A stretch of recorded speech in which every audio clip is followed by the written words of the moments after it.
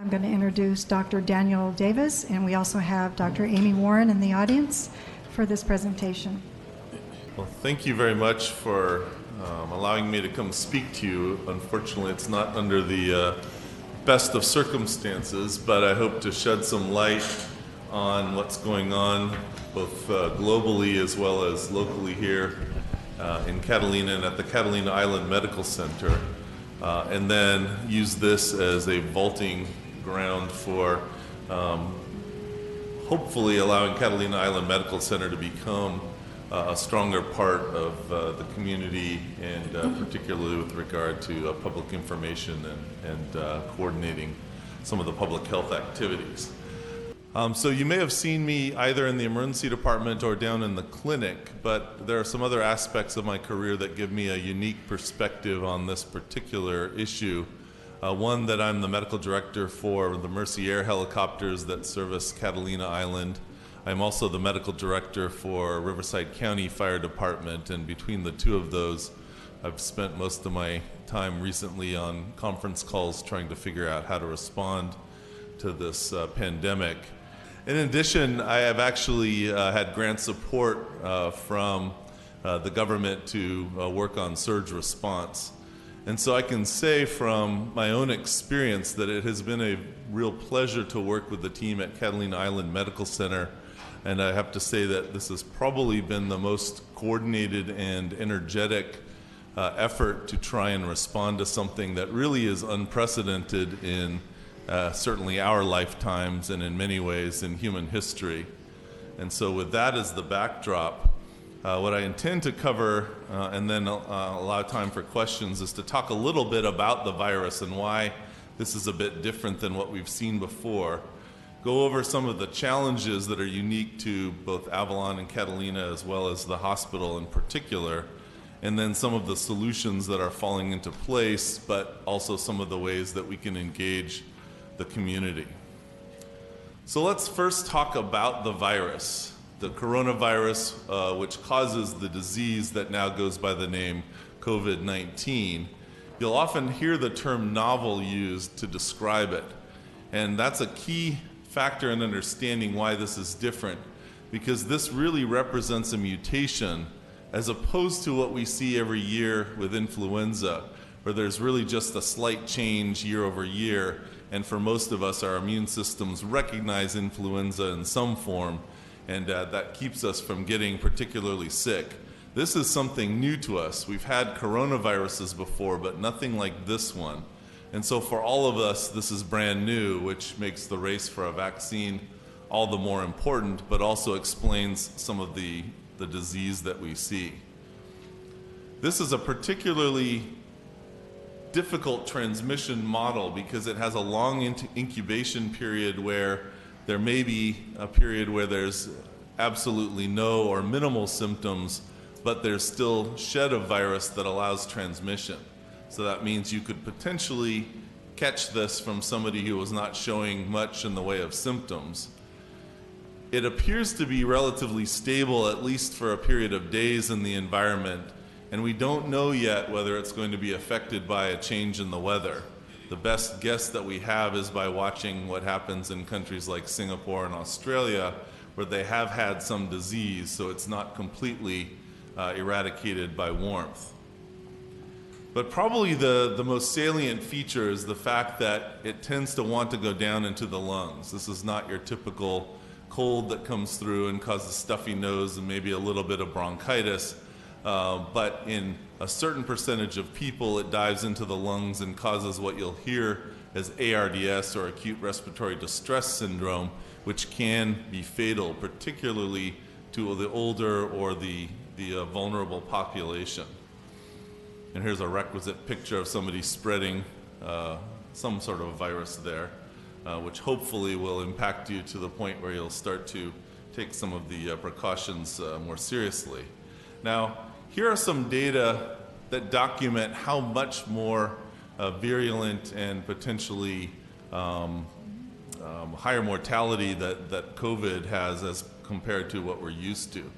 What you see On the far left on each side is the flu, which has a relatively low mortality, particularly in the United States, of 0.1%, as opposed to what we see with this COVID, which, depending on which country we look at, can be anywhere from just under 2% that we're seeing in the United States up to over 6 or 7%, like what we've seen in Italy.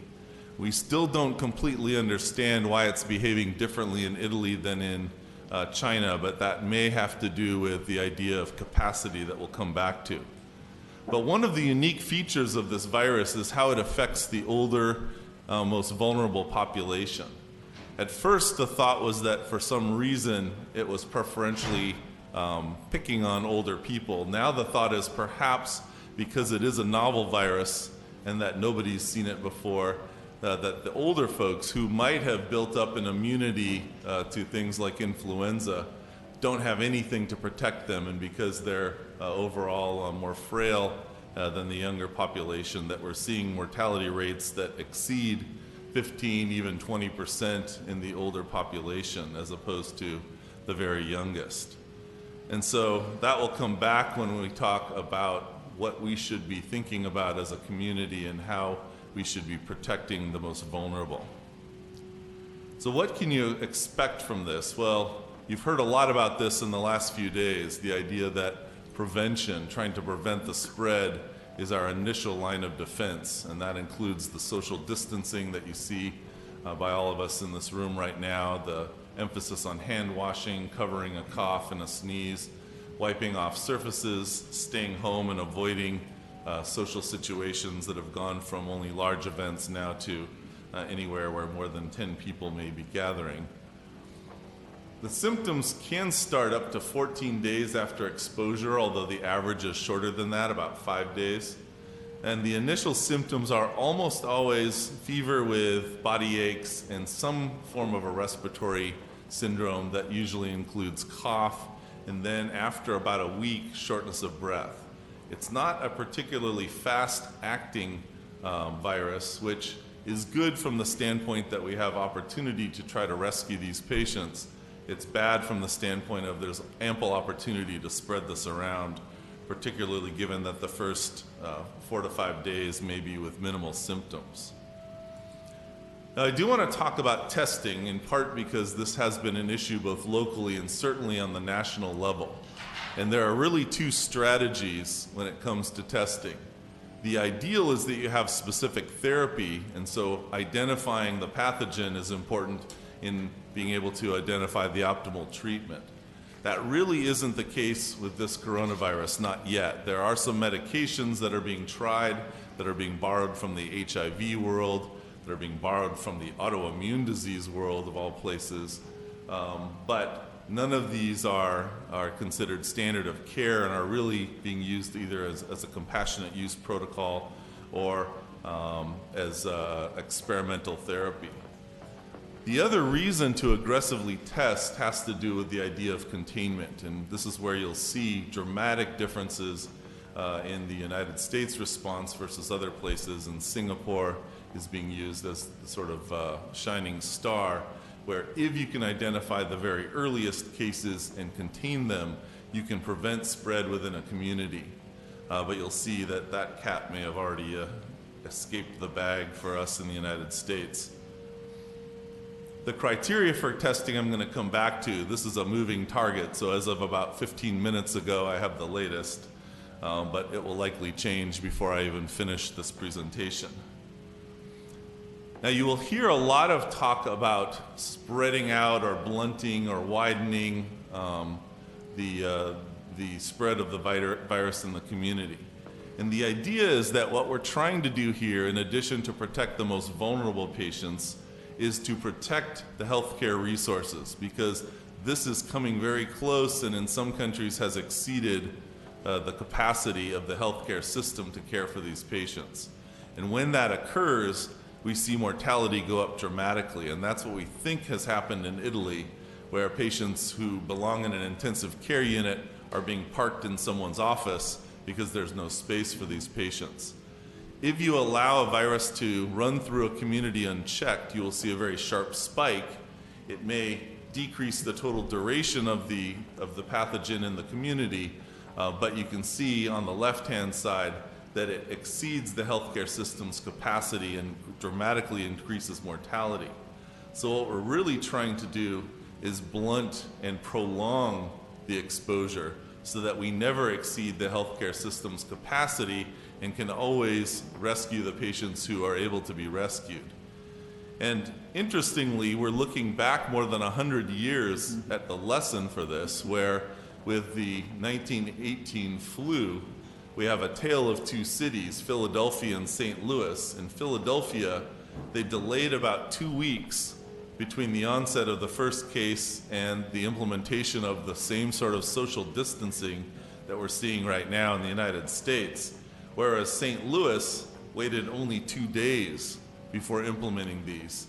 And you can see the dramatically different response that in Philadelphia it was a very short but incredibly intense response that led to a huge number of deaths as compared to St. Louis, where they never exceeded the healthcare system capacity. So we've had experience with this even here in the United States, and unfortunately may or may not have learned the lessons from about 100 years ago.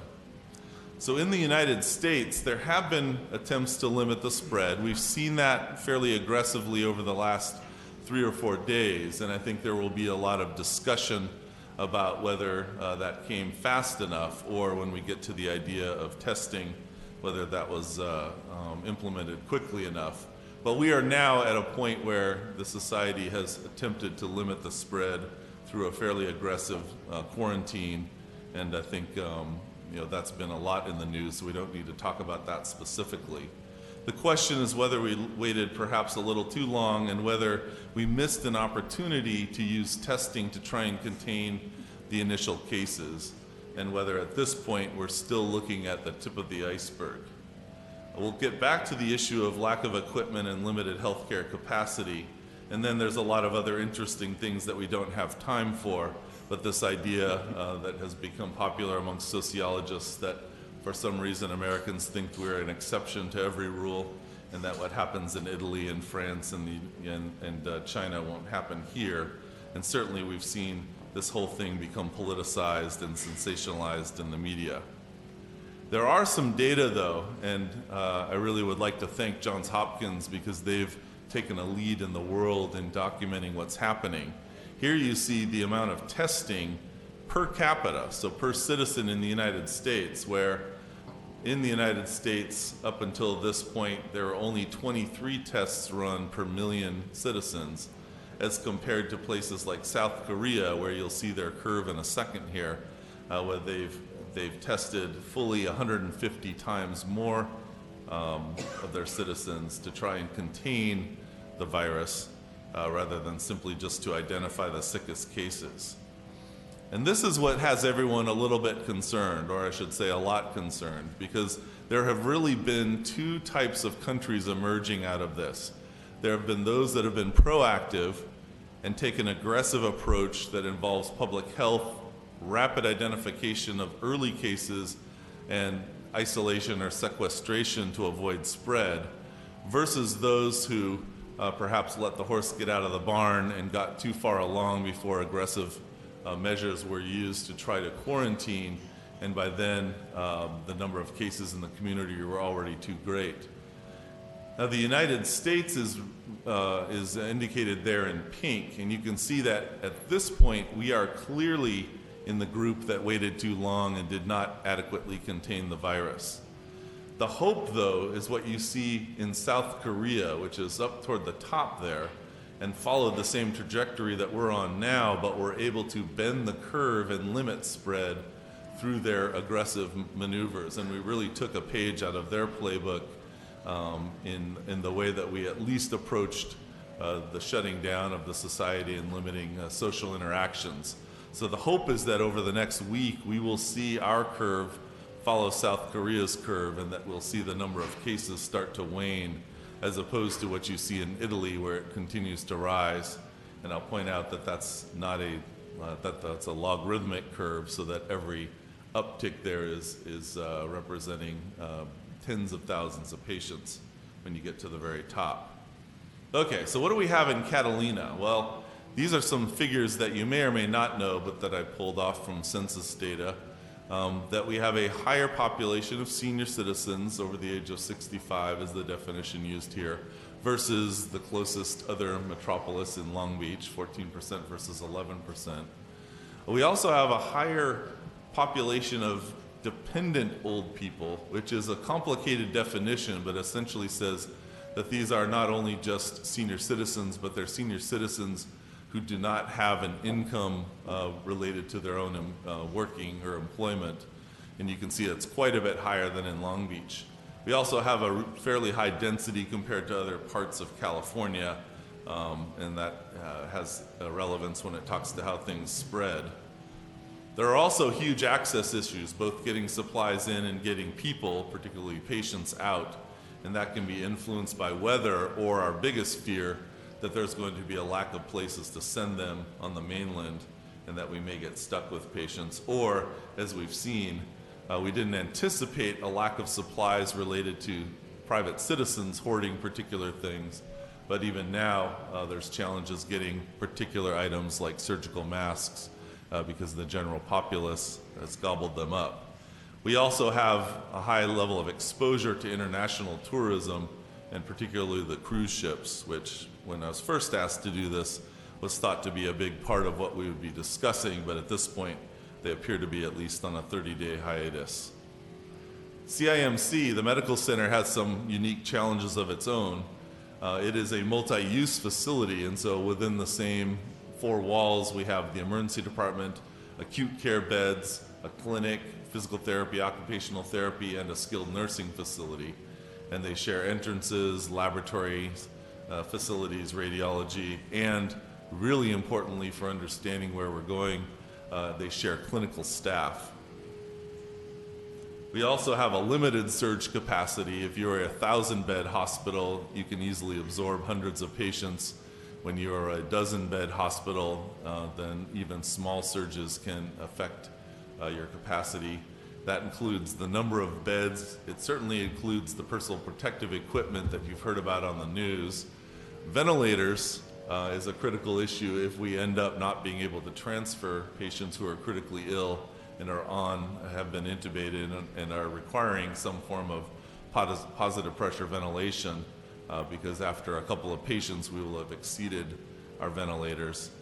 Certain medications, and then staff, where some of the lessons we've learned from Italy are that we should expect a certain percentage of clinical staff to get sick with the virus and be unable to care for patients. And then the critical access issue means that for many things we have to send out our tests, and that includes any sort of testing right now anyways for the coronavirus, that there can be delays for supplies coming in, and then again certainly evacuation challenges. So let me tell you about some of the things that have already fallen into place just in the last couple of days. And in addition to Jason and to Amy here, we've had tremendous leadership from our partnership with UC Irvine and Dr. Sakaria in coming up with a plan that hopefully will work for us here. And that includes access to personal protective equipment, medications. We'll talk a little more about the tests and even bringing in external ventilators. Starting to become creative about the use of what I would call non-traditional staff. So for instance, using a physical therapist in a role as sort of a nurse assistant or as a screening tool to be able to deliver medications in the community, things that they weren't necessarily trained to do, but have been impressively willing to do.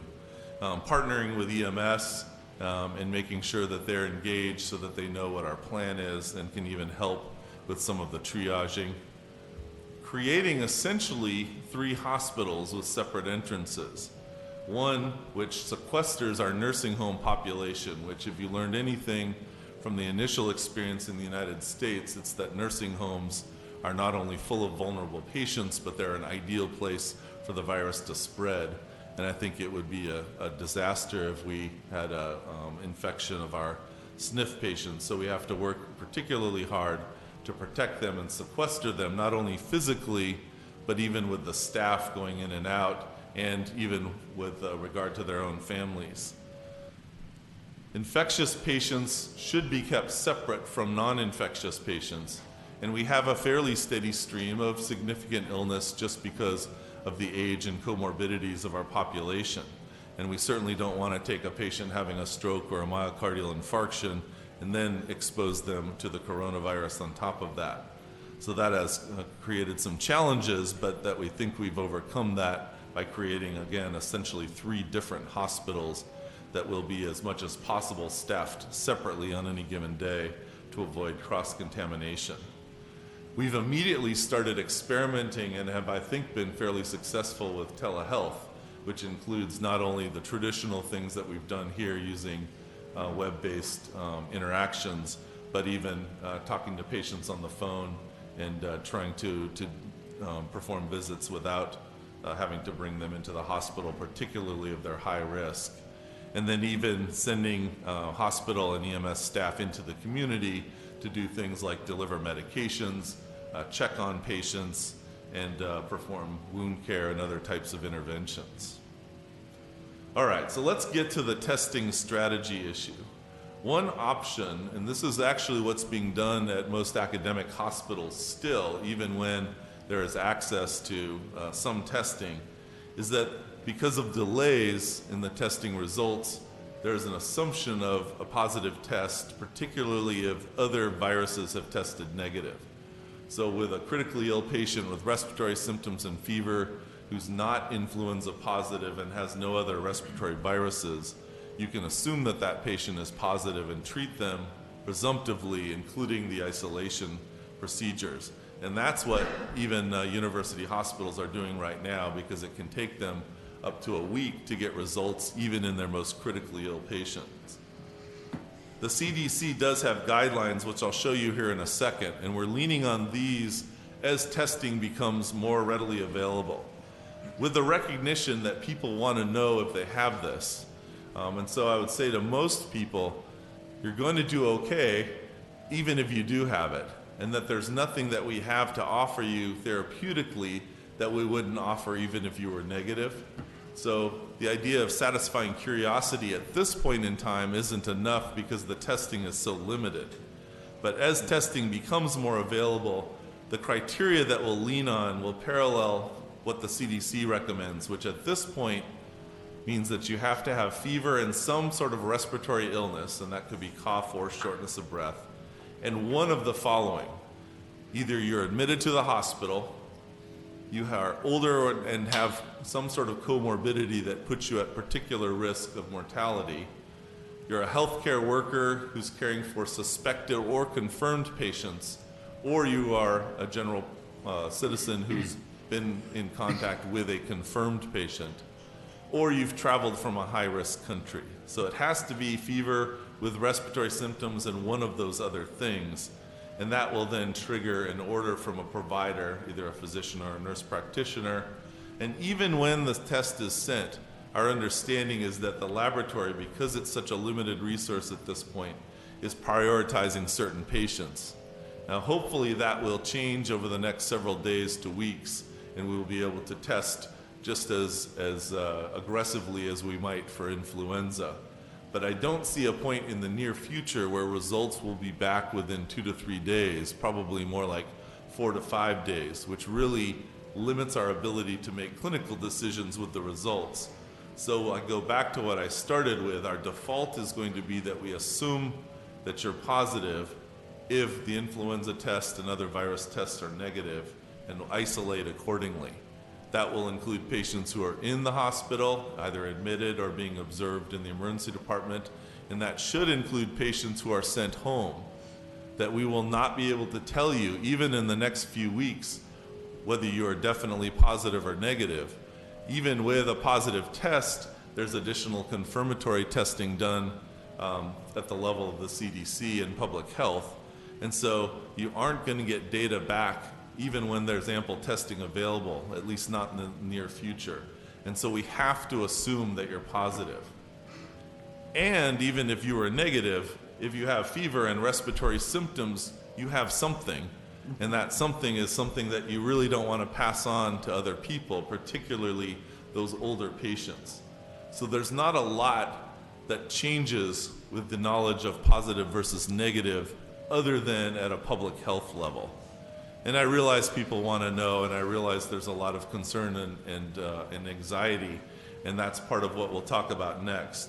But please understand that this has been a limited resource, that we're doing the best that we can. The labs that we work with are doing the best that they can in prioritizing the patients who we think need this the most, and that hopefully at some point over the next month or two, we'll be able to be a little more aggressive in the testing.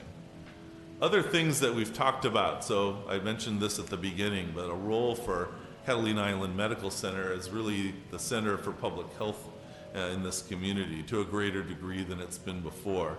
And that will include coordinating, tracking, and testing of patients, monitoring their clinical progress, because our hope is that most people that we presume are positive will be managed at home, and that there will be regular contact with personnel from the medical center if we feel like we need a clinical evaluation, to either send someone out or bring the patient in, but that we can keep most of these people away from the hospital and do that safely in a role that we haven't had before.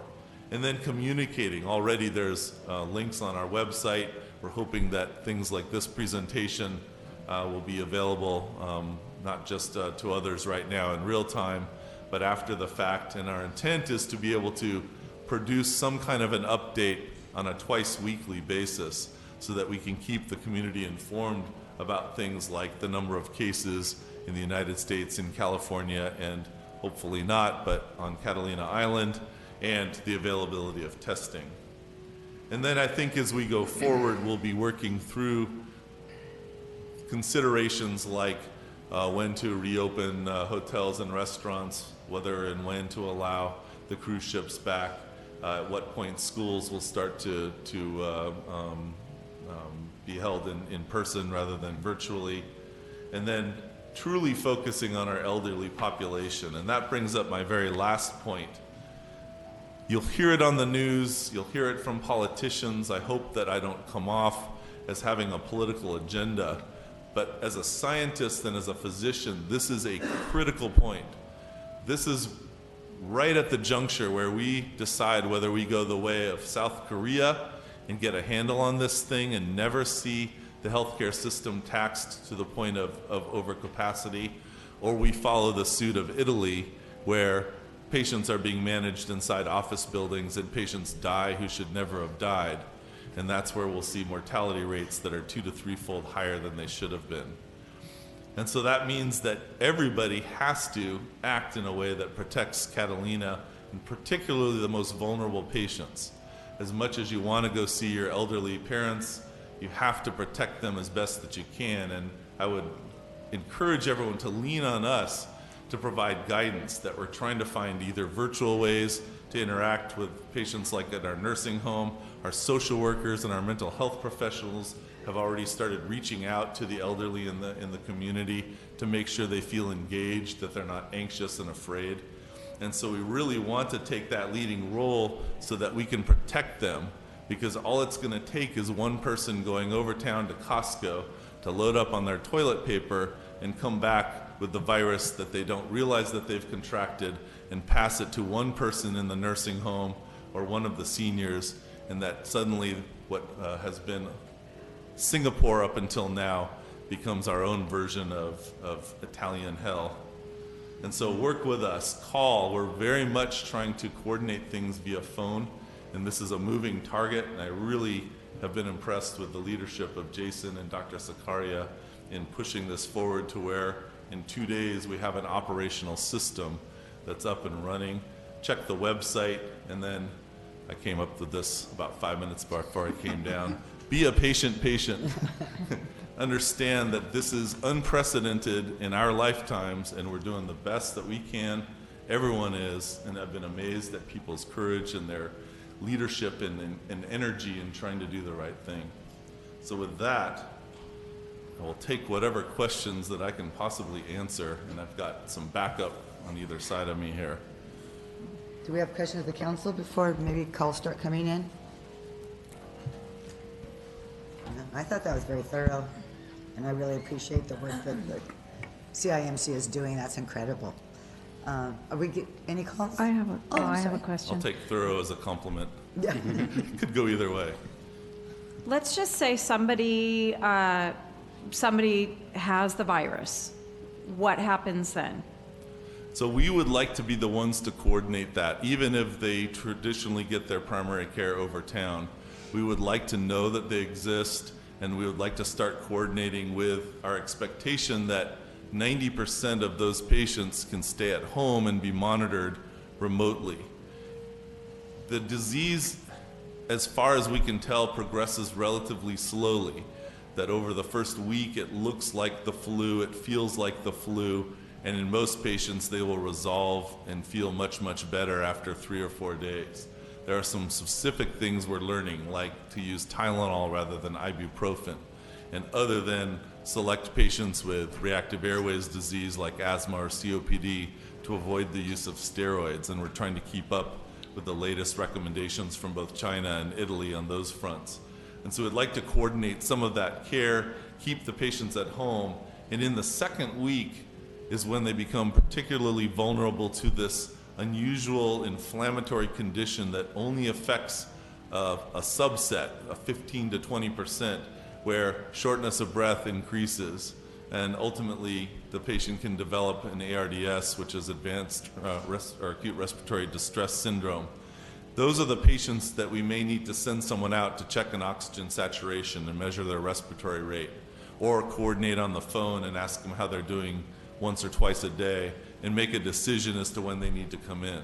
So just because you're positive doesn't mean you need to panic and come to the hospital, but you need to touch base with us because we want to coordinate all of the care that goes from that point forward and make sure that patients are managed at home whenever possible, but that they're also safe and that we don't let a patient get too far along, which is the other mistake, where they get too sick before there's a medical intervention. And that's what we're trying to set up, is the ability to monitor that and intervene at the right time.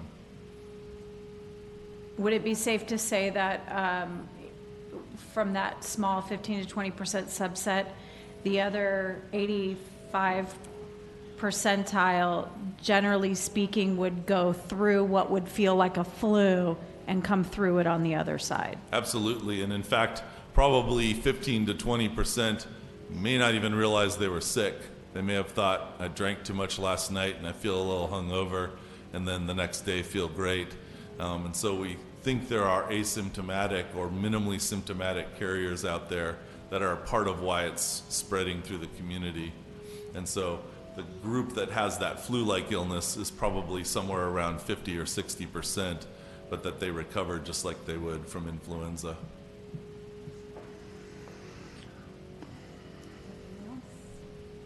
Okay, our first question is from John Borgina, Blue Water Avalon.